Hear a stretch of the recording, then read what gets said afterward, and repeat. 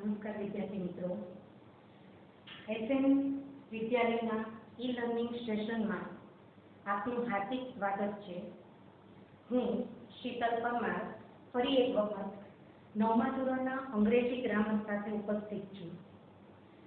તો મિત્રો, હવે આપણે આગળના ટોપિક તરફ પ્રયાણ કરીએ તે પહેલા ગઈકાલના જે લેક્ચર હતો એમાં આપણે સાદા વર્તમાન કાળ વિશે માહિતી મેળવી હતી, જેમાં આપણે સાદા વર્તમાન કાળની ડેફિનેશન જોઈ કે સાદો વર્તમાન કાળ છે એ રોજિંદી ક્રિયા એટલે કે દરરોજ થતી ક્રિયા માટે સાદો વર્તમાન કાળ વપરાય છે। આ ઉપરાંત કુદરતી ઘટના, ગણિત કે વિજ્ઞાનના સિદ્ધાંતો, ગુજરાતી કે અંગ્રેજીની કહેવતો અને સનાતન સત્ય તથા આપણી કોઈ ટેવ દર્શાવવા માટે સાદા વર્તમાન કાળનો ઉપયોગ થાય છે। તો મિત્રો, તમને ખ્યાલ આવી ગયો હશે કે સાદો વર્તમાન કાળ છે એ ક્યાં વપરાય છે। ત્યારબાદ આપણે એની વાક્ય રચના જોઈ હતી, જેની અંદર આપણે હકાર, નકાર અને પ્રશ્નાર્થ વાક્યો વિશે સમજ મેળવી હતી। એ ઉપરાંત આપણે સાદો વર્તમાન કાળ દર્શાવતા જે કીવર્ડ્સ છે એ પણ આપણે સાથે સાથે જોયા હતા। તો મિત્રો, અહીંયા સુધી આપણે અભ્યાસ કરેલો છે। તો હવે આપણે આગળ તરફ જોઈ લઈએ કે આપણને એક્ઝામની અંદર આ ટોપિક છે એ કેવી રીતે પૂછાય છે।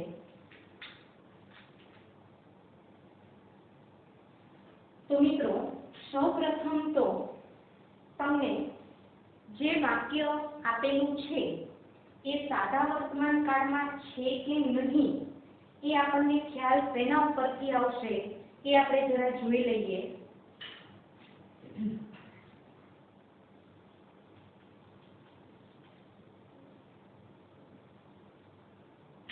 અહીંયા હું એક વાક્ય લખું છું કે the student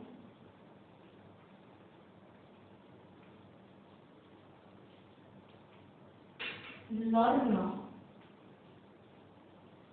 English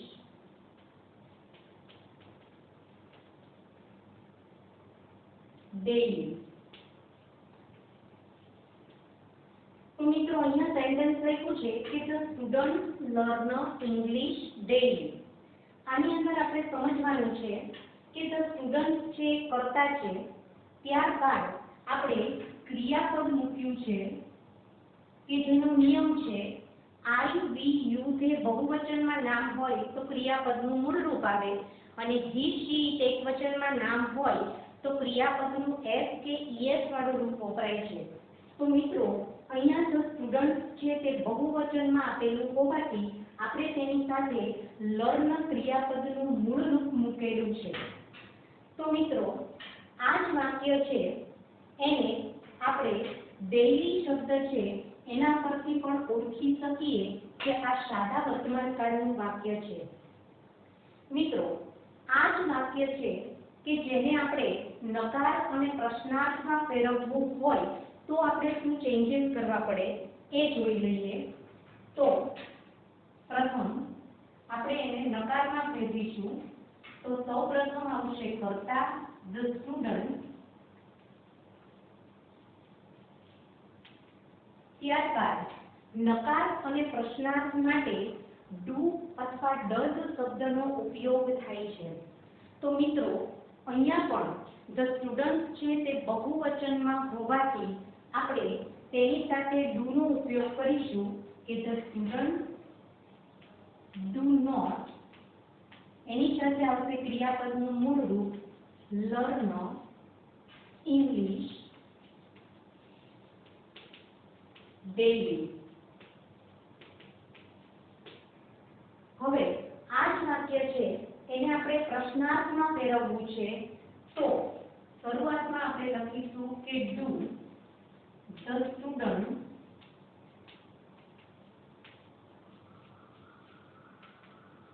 learn English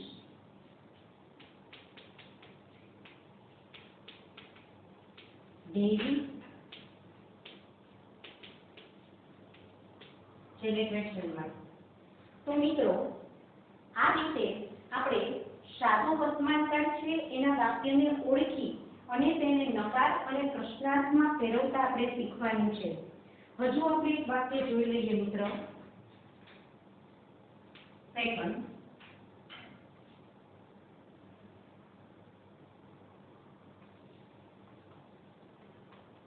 Anil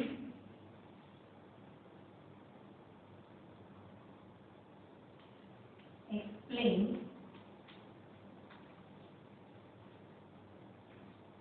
sentences in the class.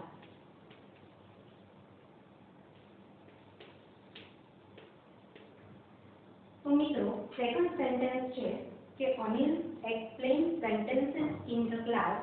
તો આની અંદર મિત્રો અનિલ છે તે કર્તા છે એની સાથે ક્રિયાપદનું એસ કે ઈએસ વાળું રૂપ મૂકવામાં આવ્યું છે કારણ કે અનિલ છે તે આપણને એક વચનમાં નામ આપેલું છે એટલા માટે. સેન્ટેન્સીસ ઇન ધ ક્લાસ, તો પ્રથમ આપણે આને નકારમાં ફેરવીશું.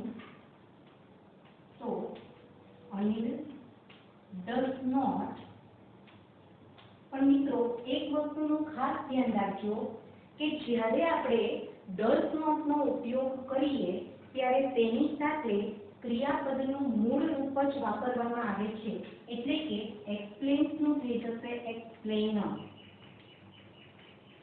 Sentences in the class.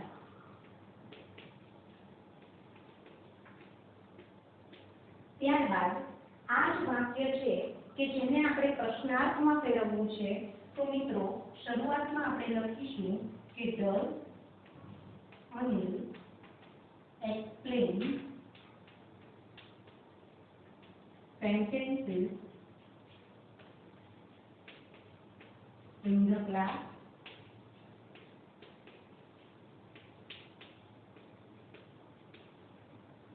તો મિત્રો આ પ્રમાણે આપણને સાદા વર્તમાન કાળનું હકાર વાક્ય, નકાર વાક્ય અને પ્રશ્નાર્થ વાક્ય ત્રણે ત્રણ પ્રકારના વાક્યની આપણને આમાંથી સમજ મળે છે.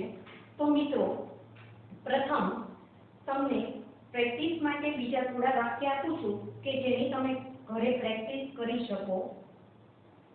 નંબર 3,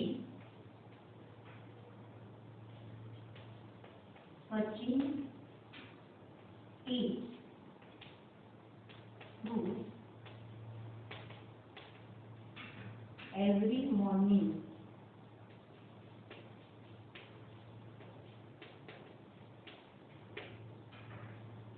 ત્યારબાદ number 4, the teacher checks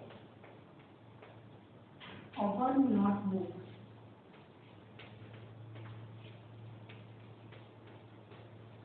every week. ત્યારબાદ નંબર 5,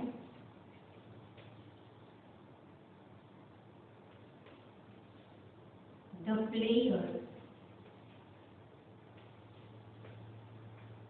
play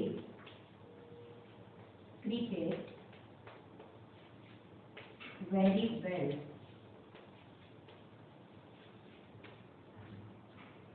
ત્યારબાદ number 6, my brother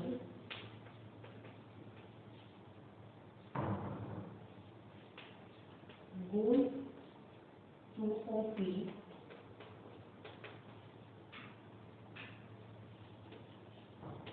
early in the morning.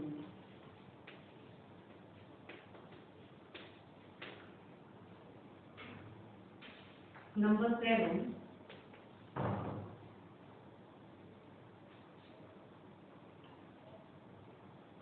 the boy always do their homework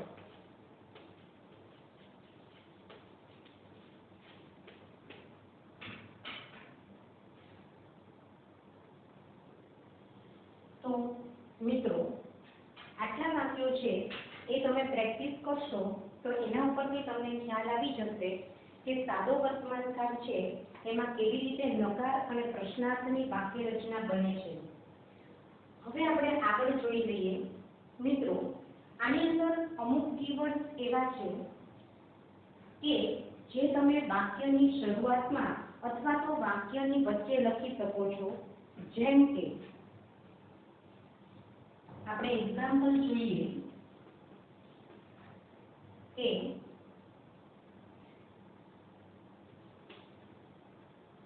Rahul never speaks truth. તો મિત્રો, આની અંદર નેવર શબ્દ છે એ આપણે કર્તાની બાજુમાં મૂકેલો છે. ત્યારબાદ હજુ પણ એવા વર્ડ છે. જનરલી શબ્દ છે. Generally I do my work myself. તો મિત્રો, જનરલી શબ્દ એવો છે કે જેને તમે વાક્યની શરૂઆતમાં અથવા તો વાક્યના અંતે પણ વાપરી શકો છો. ત્યાર પછી મિત્રો શબ્દ છે always. I always pray to God. તો મિત્રો, આની અંદર ઓલવેઝ શબ્દ છે એ પણ કર્તાની બાજુમાં મૂકવામાં આવે છે. ત્યારબાદ she sometimes meets me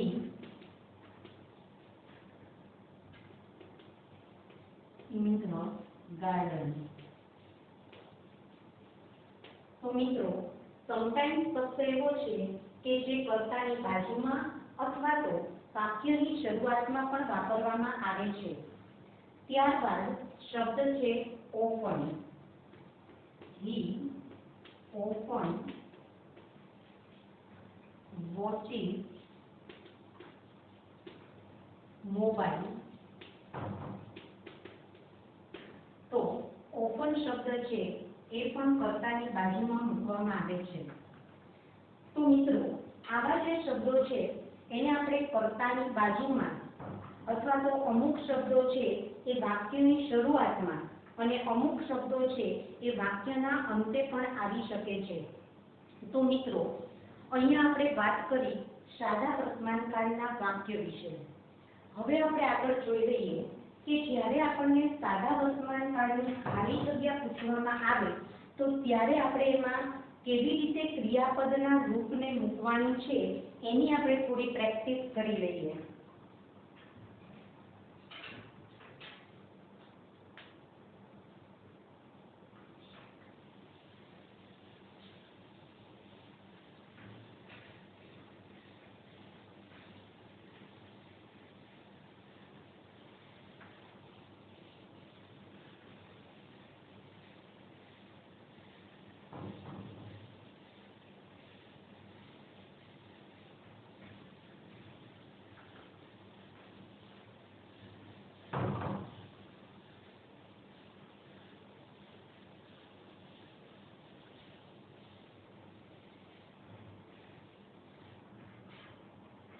તો મિત્રો, આપણે પ્રેક્ટિસ કરીએ બ્લેન્કની.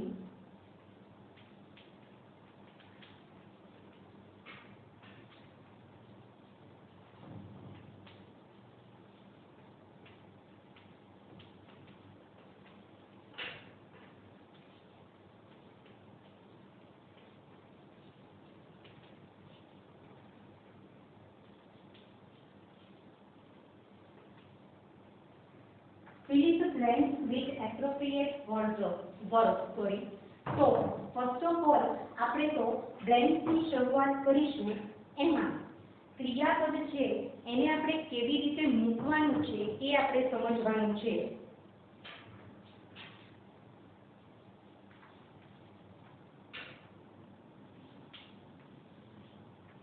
Ketan always drive fast.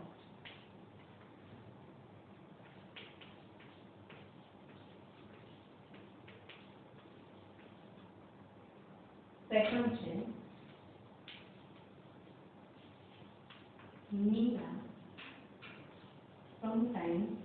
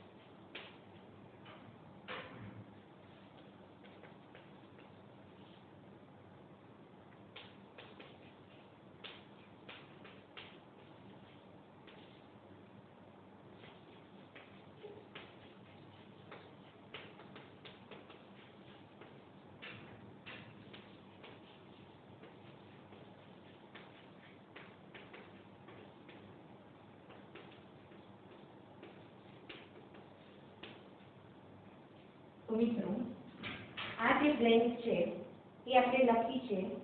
હવે એમાં પહેલા તો એ સમજવાનું છે, હજુ આપણે અત્યારે એક જ પહેલો પાઠ છે એ જોયો સાદો વર્તમાન કાળ.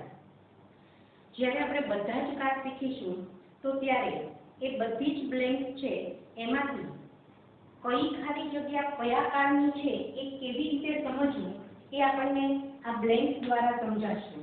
તો મિત્રો પ્રથમ આપણે જોઈ લઈએ કે કેવી રીતે ખ્યાલ આવે છે કે આ જે આપેલી ખાલી જગ્યા છે એ સાદા વર્તમાન કાળની છે. સૌથી પહેલી ખાલી જગ્યા છે કેતન ઓલવેઝ ખાલી જગ્યા ફાસ્ટર. તો એની અંદર આપણને ઓલવેઝ શબ્દ ઉપરથી ખ્યાલ આવશે કે આ સાદા વર્તમાન કાળની ખાલી જગ્યા છે.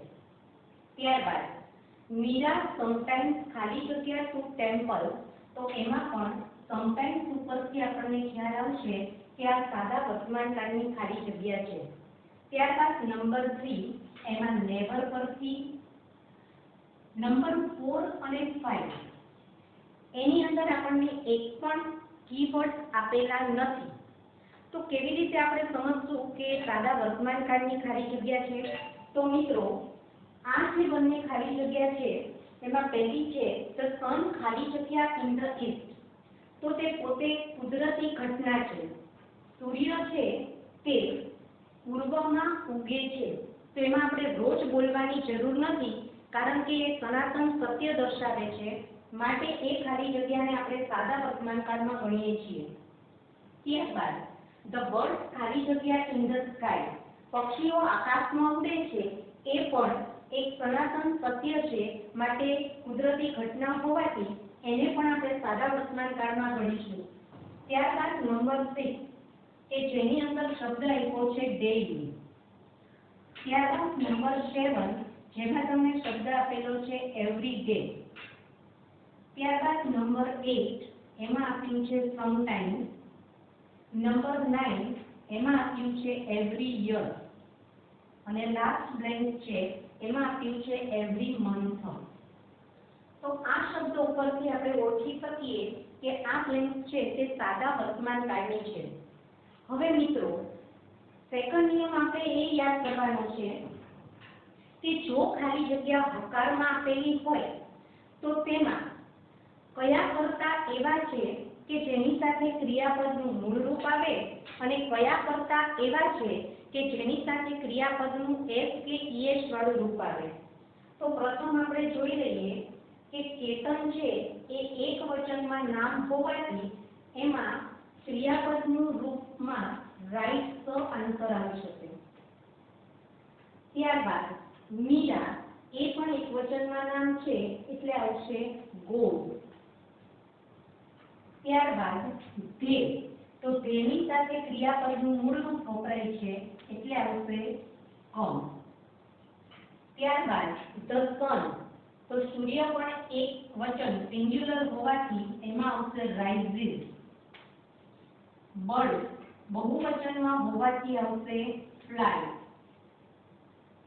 ત્યાર પછીની મિત્રો બ્લેન્ક છે એમાં આપણને વચ્ચે નોટ શબ્દ આપેલો છે, મતલબ કે આ ખાલી જગ્યા છે તે સાદા વર્તમાન કાળની નકાર વાક્યની ખાલી જગ્યા છે. તો આની અંદર આપણે એ જોવાનું છે કે કોની સાથે ડુ આવે અને કોની સાથે ડઝ આવે. તો મિત્રો આઈ છે એની સાથે આવશે ડુ અને ત્યારબાદ બીજી બ્લેન્ક છે એમાં ક્રિયાપદનું મૂળ રૂપ આવશે ડ્રીમ. ત્યારબાદ પછીનું છે એ પણ નકારમાં જ છે, તો વીની સાથે શું આવશે? તો મિત્રો આપણે અગાઉ લખાવી દીધું છે નિયમમાં, વીની સાથે આવશે ડુ. તો વી ડુ નોટ, એની સાથે ક્રિયાપદનું મૂળ રૂપ એટલે કે પ્રિપેર. ત્યારબાદ સમટાઈમ કરીના, તો કરીના છે એ પણ એક વચનમાં નામ હોવાથી એની સાથે આવશે ડઝ, નકારમાં છે, ક્રિયાપદનું મૂળ રૂપ આવશે ડુ. મિત્રો અહીંયા ડુ એટલે કરવું, ત્યાં ડુ છે એ આપણે ક્રિયાપદ તરીકે લેવાનું છે કારણ કે ડુ છે એ નકાર પ્રશ્નાર્થમાં પણ વપરાય છે અને પોતે ક્રિયાપદ પણ છે. ડુ મતલબ કે કરવું, તો ડુ છે એ ક્રિયાપદ પણ છે. તો મિત્રો ત્યારબાદ પછીની બ્લેન્ક છે એમાં આપણને બે બ્લેન્ક આપેલી છે પણ એક શરૂઆતમાં છે, છેલ્લે ક્વેશ્ચન માર્ક હોવાથી આ ખાલી જગ્યા છે તે પ્રશ્નાર્થમાં આવે. તો યુની સાથે આવશે ડુ, બીજી ખાલી જગ્યામાં આવશે મૂળ રૂપ વિલ અને લાસ્ટ છે એમાં ધ ડોક્ટર એક વચન તો ડઝ અને બીજી ખાલી જગ્યામાં આવશે મૂળ રૂપ ગીવ. તો મિત્રો આ જે ખાલી જગ્યા છે એ બધી જ સાદા વર્તમાન કાળની ખાલી જગ્યા છે. કેવી રીતે સાદા વર્તમાન કાળની ખાલી જગ્યાને ઓળખી શકાય એ આપણે આ ખાલી જગ્યા દ્વારા સમજી લીધું છે. હવે મિત્રો આ જે ખાલી જગ્યા છે એની તમે વધારે પ્રેક્ટિસ છે એ પણ તમે તમારી રીતે કોઈ પણ ગ્રામર બુકમાંથી કરી શકો છો અને હવે તમને ખ્યાલ આવી જવો જોઈએ કે સાદા વર્તમાન કાળમાં કેવા ક્રિયાપદો છે, કોની સાથે કયું ક્રિયાપદ વપરાય છે એ પણ તમને હવે સમજ હોવી જોઈએ. બીજું મિત્રો જે સાદો વર્તમાન કાળ છે એ આપણને બીજી ઘણી બધી રીતે ઉપયોગી છે. આપણી જે રોજિંદી ક્રિયાઓ છે એમાં આપણે ઇંગ્લિશ બોલવા માટે પણ આ સાદો વર્તમાન કાળ છે એ ખૂબ જ જરૂરી છે. મિત્રો, જ્યારે પણ આપણે અંગ્રેજી છે તે સારી રીતે શીખવું હોય તો એમાં સાદો વર્તમાન કાળ છે એ આપણા માટે ખૂબ જરૂરી છે. બધા જ કાળ છે એ જરૂરી છે. આપણે આપણો પ્રથમ કાળ છે એ સાદો વર્તમાન કાળ અહીંયા પૂર્ણ કરીએ છીએ. મિત્રો, નેક્સ્ટ લેક્ચરની અંદર આપણે આગળના કાળ તરફ પ્રયાણ કરીશું. ત્યાં સુધી તમે આ જે સાદો વર્તમાન કાળ છે એની સારી રીતે પ્રેક્ટિસ કરી લેશો. નમસ્કાર મિત્રો.